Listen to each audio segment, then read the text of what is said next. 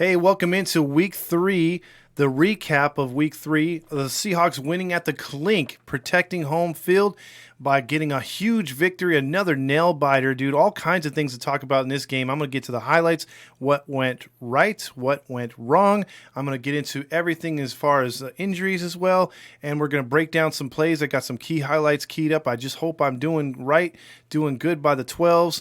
Please tell a friend, like and subscribe to this page. Tell some friends, tell some 12s. I'm trying to get this page growing. I love the Seahawks, and hopefully my passion's coming out so that you guys can like it, and I'm doing a good job and giving you kind of like a good feel of how the game went. I did a pregame, or not a preview of the show a couple days prior, and let's see if I was right or wrong on the predictions. I picked the Seahawks to win 28-27. They obviously scored more points and could have scored a lot more, as we'll get to the highlights. But let's check this out, shall we? And with all the business out of the way, let's see how the Seahawks went 3-0 and America's team, the team formerly known as America's team, went to 1-2. Let's check it out here.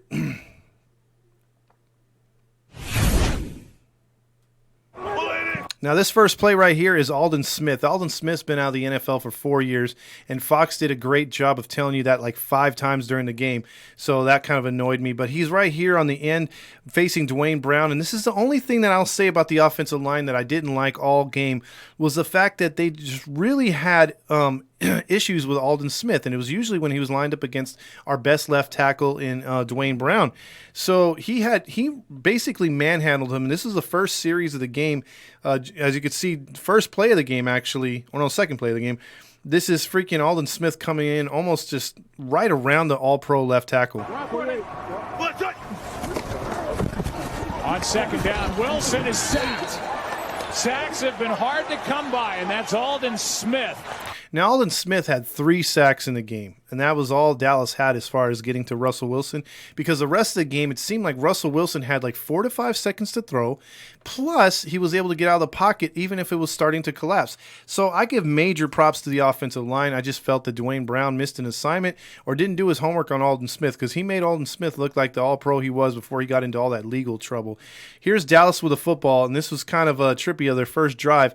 They were picking apart the secondary, as in this game, the first 2 weeks against Atlanta and against New England, other than the runs inside the 5-yard line that Cam Newton had, New England wasn't able to run the ball, and outside of the first quarter of the Atlanta game, Atlanta wasn't able to run the football. And in this game with Dallas, Ezekiel had drops. They got in his head. He dropped 3 passes in this game, plus he really didn't run for much of anything. He scored a touchdown. I'll get into his stats, but Ezekiel Elliott, he ran into a brick wall, and Seattle did a great job holding the ground game under control. 3rd down and 4. Prescott, pass is caught. Depends on where they put it. It's enough. Now, this is the most I've ever seen Shaquem Griffin get thrown on, and they had their hands full, as you know. Without Blair in this game, Jamal Adams would get hurt halfway through the game. They just got eaten up alive on the corners. Trey Flowers was abused in this game. It wasn't so bad for Shaq Griffin, but Trey Flowers was definitely, if the Seahawks were to lose this game, and I'll show you a play later on. Well, I don't know if I saved that one to the highlight reel, but he just blew a couple coverages in this game. He blew a chance to have an interception, which should have synced the game too at one point. So just as these next few clips I'm going to show is Dallas really turned up the heat and was throwing passes, breaking the zone fairly easily, and you'll see more of this lackadaisical coverage by the Seahawks. For a first down is extra men on the rush. Pass is caught by Cooper, and that's another Dallas first down. And I have to say, out of the 3 weeks real quick, the Seahawks pass rush was a little bit better. It wasn't great, but they did get really close to Dak, and they got him a couple times. So that's an improvement, but the pass defense, no. 3rd down and 6 now.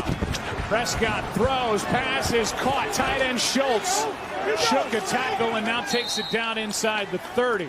This is definitely not your LOB team right now as far as the Legion of Boom, as far as good coverage and everything. Their coverage is not that good in this, and they really showed it. I'll tell you, they're the 32nd ranked defense still as far as pass against the pass. They're actually top 10 against the run, maybe top 5, but they are definitely last in as far as giving up yards. I'll tell you how much they gave up today, but this is one of the stops that they made. Little guy named Ugo Amadi, who's trying to make the team and is obviously in there for because Dunbar's not there. A couple other guys. He's playing nickel in this game. He played really good for a 5'8" corner. He did a good job, and right here he broke up a key third down. Create some havoc for opposing quarterbacks. That snap came back a little late. Here is one incomplete for why they get a. So that was a big play right here. Now we're going to fast forward to the offense. The offense right here, this is just a great play action pass. Notice how the linebackers come up all to the freaking front of the line. They're all focused in because they think it's a long handoff there to Chris Carson. Carson had a couple big runs before this play to get them on this side of the field. And as he did, they all come up. And you have one-on-one, and this is just lock it. This is too easy. This is pitch and catch. Pollard and an easy first down. Wilson keeps, surveys, deep ball. There it is, wide open, touchdown, Lockett. You know you're wide open when Troy Aikman's like, oh, hello, when the, you know what I mean, because there's no one there.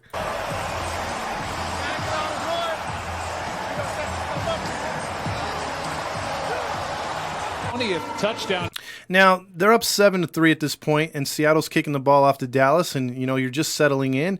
It's midway through the first quarter. This is one of the most – this play, okay, now to defend the kick returner, he should have grabbed the ball as soon as he muffed it and fell on it in the end zone. Instead, it rolls out of the end zone on the 1 yard line because some people were like, well, how come he let it go, or how come he couldn't just fall on it or whatever? Because it came out of the end zone. It was on the 1 yard line, and he actually stares at it for a second, and I almost thought the Seahawks were going to recover it because he let it sit there for a while. Check this out. Catch over the last 2+ seasons for Lockett. And it's 7-3, Seattle on top. And here, that's trouble. And down at the 1 is Pollard. He had no choice but to fall on the ball right there. If he picks it up and runs, he gets leveled and he could fall backwards. Ball could have popped loose. As soon as he saw that ball roll out of the end zone, he's like, oh, crap, I'm screwed. Now, here's the very next play. This play, I actually sided with Dallas on this. I thought he got out of the end zone, but it was so close and the call was on the field that it was a safety. They gave him the safety, and, hey, look, I'm not complaining. It's 2 points for the Seahawks, but if I was being fair, I would have ruled this ball on like the inch-yard line. Here is Elliott. Did he get out? No signal yet. No signal. And now they're saying safety. And it is definitely a safety as Elliott's. I thought he got out because he wasn't touched. Now, here's the play that pissed off every Seahawks fan. It was all over all these pages that I'm going to post this video on. It's because the fact that Metcalf is so like a gazelle. He's so fast, but he's like he's just buff, dude. Like he gets past his defender so easily. And this should have been Wilson throws a perfect ball. This is so perfect. I don't know if he just didn't feel that the corner, I don't know if he thought that the corner fell down or that he was 15 yards ahead of the corner, but for some reason he slows down, gets super cocky, and this is one of the dumbest plays I've ever seen next to Deshaun Jackson. Second down and 11. Wilson gets protection, airs it out. Metcalf is there, and it's knocked out of the back of the end zone. Was he in? Play was made by the rookie Diggs as the officials get together. And it's a touchback. In and out of the Diggs so badly. Great job by Diggs continuing to play, but that's inexcusable. Yeah, see, when you got Joe Buck and Troy Aikman laughing and saying it's inexcusable, yeah, that's a rookie move, but he's a second-year guy. I'm sure he got chewed out for it. And during the rest of the game, he only had a couple catches up until the final play or the final offensive drive. I mean, he must have been feeling like crap, but credit to Russell Wilson. They showed him on the sideline. He was trying to pump him up and say, hey, man, get it out of your head. Imagine if the clink was full of fans and there's going to be a lot of Dallas Cowboy fans there. He would have been hearing it. And then a lot of Seahawk fans that would have been disappointed because that was a hell of a play. If you watch the offensive line, Wilson had forever, and that ball was perfectly thrown. So as much as Troy Aikman wanted to during the telecast get on Wilson for being a little underthrowing a few passes or whatever, which he did, he threw a lot of beautiful balls, and that was another one that should have been another touchdown. He should have had 6 touchdowns. Here's later in the game. It's tied at 9. Dallas had tied it and missed the extra point, so it was tied at 9, and here come the Seahawks again. Wilson steps up, throws, pass is caught for a first down by Lockett. 2nd and 8. Wilson throws, contact, and that'll be a flag. Pass is intercepted, but pass interference, number 26. And look at that right there. The NFC West at this point was 8-2, and the NFC East was 2-8. So they fall to 2-8-9 after this game. Seattle would pick up the 9th win, and it'd be 9-3 because surprisingly Detroit beat Arizona. But this was a problem for Dallas' secondary all day. They were grabbing, holding, and illegal contact the entire game. That was the only way they were slowing down the Seahawks offense. Defense. Watch the contact on Lockett. Yeah, Jordan Lewis, he grabs him right there. The left hand, left arm, he grabs a hold of him and knocks it on the door. Wilson keeps, flips it, pass caught, touchdown Lockett. Just too easy. Boys now. Too easy. Now at this time it's 16-9. Dallas gets the ball back. Here's what's frustrating right here on this side right here. They have a linebacker trying to keep up with this receiver right here, the rookie receiver. And he beats him over the middle, and he beats him nasty. And it's a clear – I mean, this coverage is terrible. I mean, it was terrible. And this is what led to another score by Dallas. Going a little bit quicker in their offensive rhythm. Pass is caught by Cedric Wilson. And he is in for the touchdown. His first catch. And he goes 40 for the score. Cedric Wilson and Gallup killed the Seahawks. Now, Cedric Wilson was up against KJ Wright, and KJ Wright had terrible defense, lined up wrong, and it was just a simple slant, and he was open, and he ran for days, as you saw. And then watch right here. Second, now he already had one that doinked off the freaking goalpost for the first miss. Now, here's the only thing that Trey Flowers did all game that was good. Zerline has missed one, and now this one is tipped and no good. Trey Flowers came through. Other than that, Trey Flowers was garbage in this game. So 16-15, we fast forward to the second quarter, or late second quarter, 45 seconds left. Now at this point, I'm thinking Dallas is trying to get greedy and get a field goal, go up at halftime. They still have all 3 timeouts. They could possibly do it.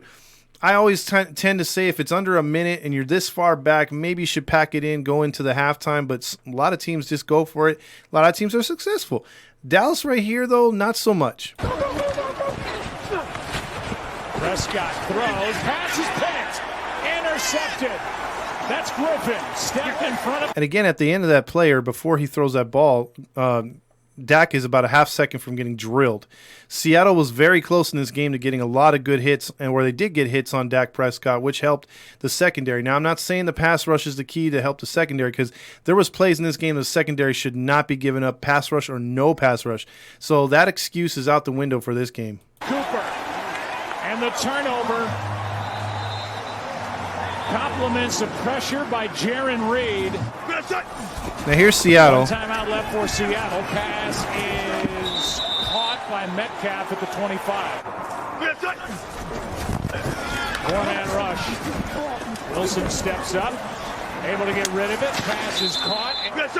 Now this play is really weird right here. This usually when they call a play, they hardly go back on the penalties. They hardly take it back, and especially for Seattle to get the favorable call.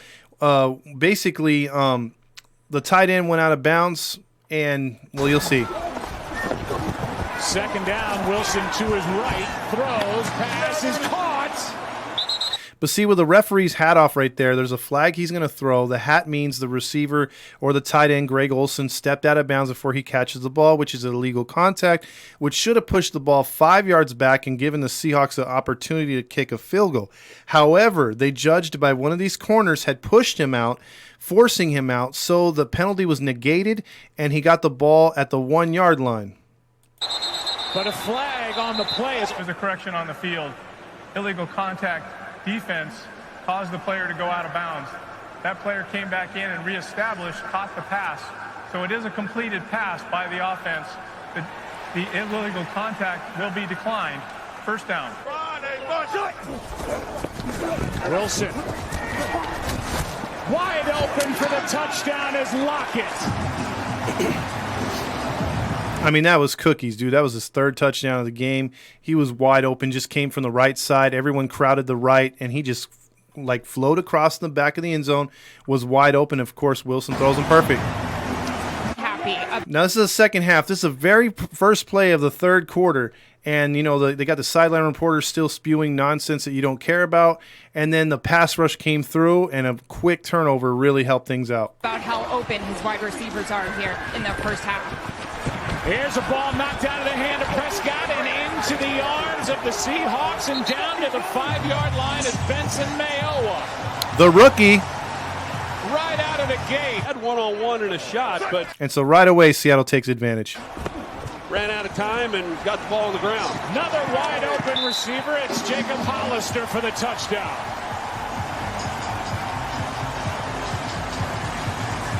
Now, see, at this point, I'm pissed off because I'm thinking, okay, Seattle should be up 37-15 because of Metcalf. So it's 30-15. You're thinking, okay, can Seattle hold?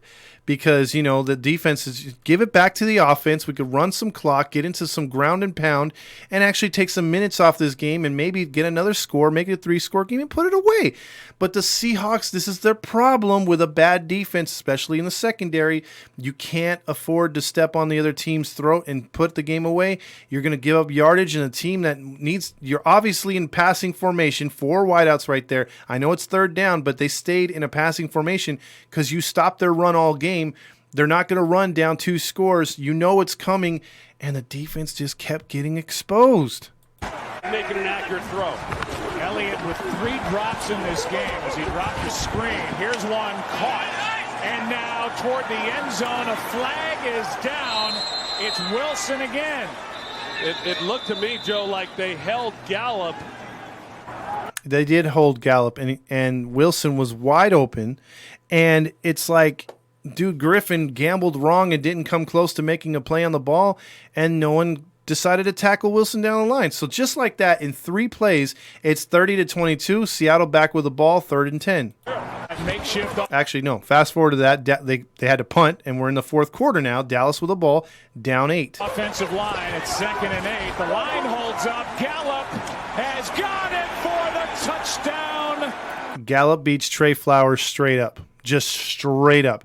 Now, as an LOB fan and the Seahawks fan from those years where they dominated with defense, if you look at the defense back then, you never saw a seam route down the line or down the line wide open and these guys getting beat, dude.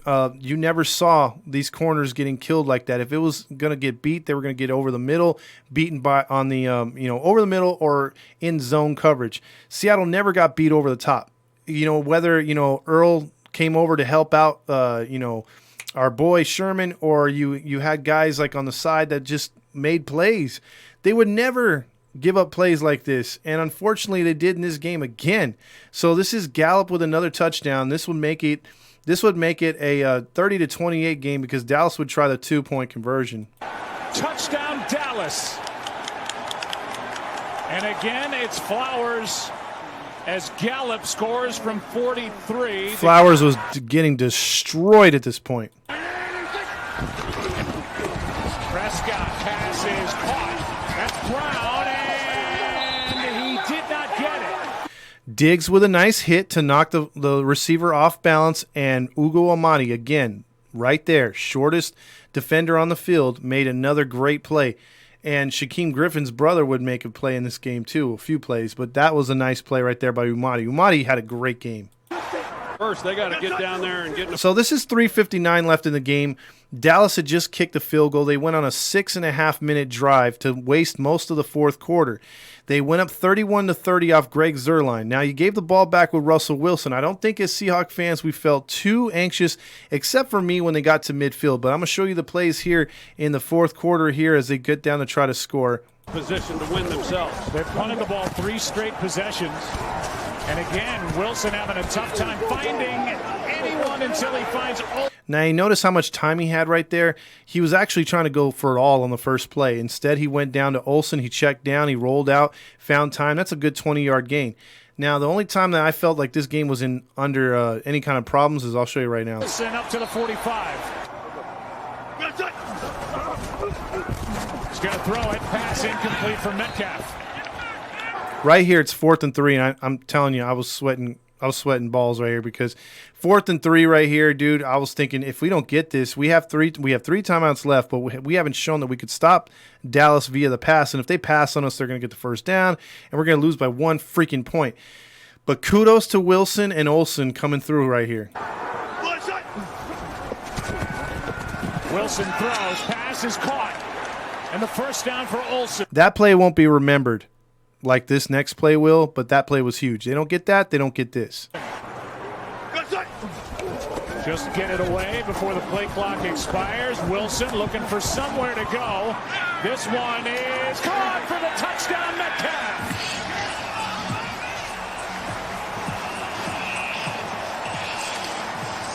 Now, DK would have showboated, I think, a lot more had he caught that touchdown earlier in the game. But if you notice the route he did, he slowed down right before the defender got there and then pulled out. So he gave himself his upper body strength enough to push back on the defender, give himself the space that the defender had no shot at the ball.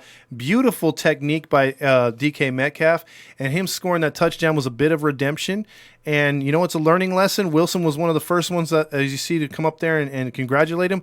Metcalf came from the left side, and that's why having all that time in the pocket, kudos to the offensive line, gave Metcalf that much time to get open, and that's why they scored that touchdown. Now, at this point, they're up 36-31. They still need to make it a 2-point game because I don't want them to lose by a touchdown because Dallas could go down there only down 5, score a touchdown, and win it without the extra point. So what happens now? Dallas tried to stop Seattle. Seattle got a pass interference on Greg Olsen. So Seattle got a second shot at the 2-point. Fake it to Hyde, throw the pass, and it is good for the 2-point conversion. That was the third time they ran that play, by the way. It worked with Lockett and worked with Hollister earlier for the touchdown. It worked on the 2-point conversion. Now let's show you Dallas because at this point I'm still not thinking the game's over. You're up 7. I'm thinking, okay, the worst Dallas can do is tie the game unless McCarthy gets crazy and wants to win it with a 2-point conversion, which he's very capable of at the time, and Aikman brought that up as well. But at this time, it's 38-31, 147 left to go. Dallas has all 3 timeouts. Hollister.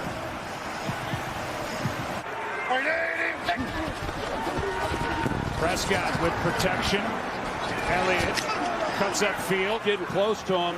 The benefit they have is instead of not trying to allow 3 points, they're just trying to keep him out of the end zone. Prescott slides through and will take it. Get the first down and is able to get out of bounds. Another crack at the 2-point conversion, which makes it a 7-point game. Big mistake by the second-year player is Schultz. It's 2nd and 7 instead of 3rd and 2. Flag here, pass caught. First down for the moment. You want to talk about bend and don't break defense. The last few clips I'm going to show you here is what they did. They bended a lot to get Dallas all the way down here to their 20, make it very uncomfortable for us 12s and how we're sitting. Because I was standing at this point. I could not. I was yelling at the TV. But you'll see 2 good defensive plays in a row. And basically the pass rush actually coming through. Prescott is going to be sacked. And timeout taken by Dallas is Alton Robinson. The rookie from Syracuse. And then they almost get him again right here. Give Flowers and Griffin help. Prescott is able to stay up to the end zone. It is picked. Seahawks take over. And Ryan Neal just up from the practice squad. Now, 38-31 Seahawks win. Talk about just utter amazement that the Seahawks win this game. Again, on the defensive play, last play of the game. They got him last week at home with Cam Newton, and then they get him on an interception. I think Dak was just saying a prayer when he threw that up there to the end zone. Thankfully, the Seahawks had enough secondary help back there. Let's get to the stats real quick. Let me tell you what went right and what went wrong after this. Dak Prescott, 37 of 57, 472 yards passing, 3 touchdowns, 2 interceptions. Zeke Elliott rendered useless other than the 1-yard touchdown. He went 14 carries for 34 yards, 2 2 yards a carry. He was also he dropped 3 balls. Now here's where they killed him. The receiving corps for Dallas went off. Michael Gallup 6 for 138 and 1 touchdown. Cedric Wilson 5 catches, 107 yards, 2 touchdowns. Amari Cooper 9 for 86. CeeDee Lamb 5 for 65. Dalton Schultz 4 for 48, and Zeke Elliott, even though he dropped 3 passes, he caught 6 for 24. So that was their offense. Let's look at the Seahawks real quick. Russell Wilson, Mr. On the board for the MVP already. 27 of 40, 315 yards, 5 touchdowns, no picks. Chris Carson, very quiet, 14 for 64. He suffered an injury in this game, but he will be okay. I heard he's day-to-day. They took an MRI, no knee or ligament damage. It was just a dirty play by the Dallas defender who did a gator roll on his leg when he was already down. Look for him to get suspended or at least fined. I'm pretty sure he's going to be at least fined. That was a dirty play, and it's been all over the news on that one. Russell Wilson, very slow or not good numbers rushing, but hey, whatever. 6 for 22. That's okay with me. I don't care. DK Metcalf, 4 for 110. The big goose egg. He should have had 2 touchdowns. Instead, he has 1. But redemption's sweeter than the mistake than he did. It's a learning experience. He would have had 2 touchdowns, but that one at the end was huge. His technique, I'm telling you, go back and watch that play. His technique to slow down just before the ball comes so he could extend and the ball be like absolutely out of range for the defender. Beautiful. Tyler Lockett. What can I say about Tyler Lockett? Best receiver on the team still. Most surest hands. Runs the best routes. 9 catches for 100 yards. 3 touchdowns. He made it look so easy on Sunday. Greg Olsen, 5 for 61. That's by far his best game. Freddie Swain got 1 catch for 13. Chris Carson had 3 for 12. Carlos Hyde was not used all that much in this game, so I was kind of frustrated with that. But Jacob Hollister had the 1 catch for the touchdown. Shaquille Griffin had 11 tackles in this game. KJ Wright had 7. Ugo Amadi played excellent in this game. He had 6. Quandre Diggs had 5. Flowers for 4. Basically, on the offensive line, we had the injury to our rookie. He's going to be okay. Jamal Adams had, he left in the 3rd quarter, I believe, or it might have been the 2nd quarter with a growing pull. He's looks like they're saying he could be like day to day, week to week. You have to see. I wouldn't play him against Miami. Give him a week off because it's going to be hot and humid down there in Miami. And they have a bye week right after, so you give them 2 weeks. I do the same thing with Chris Carson. Just rest both of them. You got Carlos Hyde, use them. So that's basically the stats for this game. Let me get down to what I said before this game. I felt that if Dallas couldn't run the ball, Dallas would be in trouble. And they couldn't run the ball, and they were in trouble. Seattle shot themselves in the foot and let them in the game. That was where I was right as well. They did not put the game away when they had a chance. And then here's the other thing. I said they had to shore up their pass coverage. They didn't do it. This is by far the worst that they've given up, almost 500 yards of offense or throwing the football from Dak Prescott. They've given up an average of 450 yards to 3 quarterbacks, being Matt Ryan, Cam Newton, and now Dak Prescott. Now you got Fitzpatrick next week. Fitzpatrick is a quarterback that could put up 450 yards. He's done it before to teams like the Saints. He's done it to the Buccaneers, or when he was with the Buccaneers, he did it to the Saints. He's done it to a few teams. He has his great games, and then he doesn't. So all I'm going to say is like that it's going to be crucial for next week. They've gotten to tighten things up. Ken Norton on defense, a lot of Seahawks fans and 12s want to get rid of Ken Norton because they feel that either the game's passed him by or he's not. There's something wrong because a team led by KJ Wright and Bobby Wagner and also now Jamal Adams, who are born leaders. This team should be better defensively. Shaq Griffin's a better corner than he's playing right now, but he's been giving up passes. Trey Flowers has been abused. He actually played better than Shaquem Griffin last year, and he's been getting abused. Ugo Amadi's been playing great, though. That's a guy that his technique, his coverage is amazing. I'd stick with him. And then you get Dunbar hopefully back next week. Quandre Diggs. This is a secondary that's supposed to be doing his job, whether we're getting a pass rush or not. I know there's some times where a pass rush will let you down. I get it. But they got to Dak and kept him uncomfortable for the most part, most of the game. I think what they didn't do is they just didn't finish in the secondary. They were taking bad cuts of receivers, bad angles. It was just, I don't know. The secondary coach needs to be fired. I don't know if it's Ken Norton, but just it's just overall that there was a lot of lapses in coverage in this game. So looking at this one as a whole, and I know I'm going about almost 30 minutes here, I think the Seahawks were very lucky to get away with this win. I think they were their own worst enemy like they've been the first 3 weeks. I think they let New England in the game. They had one guy to shut down Edelman, and Edelman just kept torching him. And so they let stuff like that happen. They don't finish drives like last week. And then the same thing here in Seattle. Third quarter, they were quiet. You know, they didn't put up the points they should, and the defense was left out there. And you got a defense that is struggling like their defense was. Seattle's got to go in the mindset of we got to score every drive until they correct their mistakes. And, you know, unfortunately, we got Russell Wilson. He came down there and made some great throws. The offensive line played amazing. Like, again, hats off to the offensive line. I did get another A+ for me. Russell Wilson, A+ for me. Chris Carson, even though he got hurt, A+ for me. The defensive line, I give them a C to a B because they did put some pressure. They got better. This is by far their best pass rush. The corners and safeties, I give them an F, dude. This was a terrible game. I knew Dak Prescott was going to put up yards. I just didn't think he was going to repeat what he did against a poorest Atlanta defense. And I thought Atlanta's defense was bad. See, look, I'm telling you, people, Seattle has a 32nd ranked defense against the pass. We have a top 5 against the run, but we're 32nd against the pass. That's terrible. And I can't remember a Seahawks defense being this bad. Even when they were like 2-14 back in the Cortez Kennedy days, their secondary was good. They had like a number 1 ranked defense. This defense is just Swiss cheese at times. It's terrible. So things got to tighten up because the next couple of weeks, like I said, in the next 3 weeks, we play another quarterback that's very iffy. He's either hot or he's cold. So we're either going to get the good version of Fitzpatrick in the heat and humidity in Miami, which that game scares me. Then we have the bye week, and then we have Minnesota. And before we start playing more divisional teams, or we get some divisional teams, because that's when it's going to start really counting. So I believe we could go 5-0 in this string of games. Especially after Minnesota. Minnesota's kind of fallen apart on itself. We'll have to see where that continues to go. But Miami's very beatable, but then again, it could be a trap game. So Seattle better be prepared and not take them lightly. I'll get into the preview with that and show you their strengths and their weaknesses.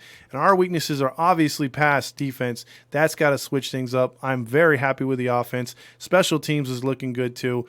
The punting was great. The kicking was great. So that's my synopsis on the Seahawks. I hope you guys like it. Like and subscribe to the page, please. It means a lot. And I'll do a preview of the upcoming game with Miami on Thursday, and we'll see if you guys agree or disagree. So until then, this is Todd Fox saying, Go Hawks. The Hawker Show over.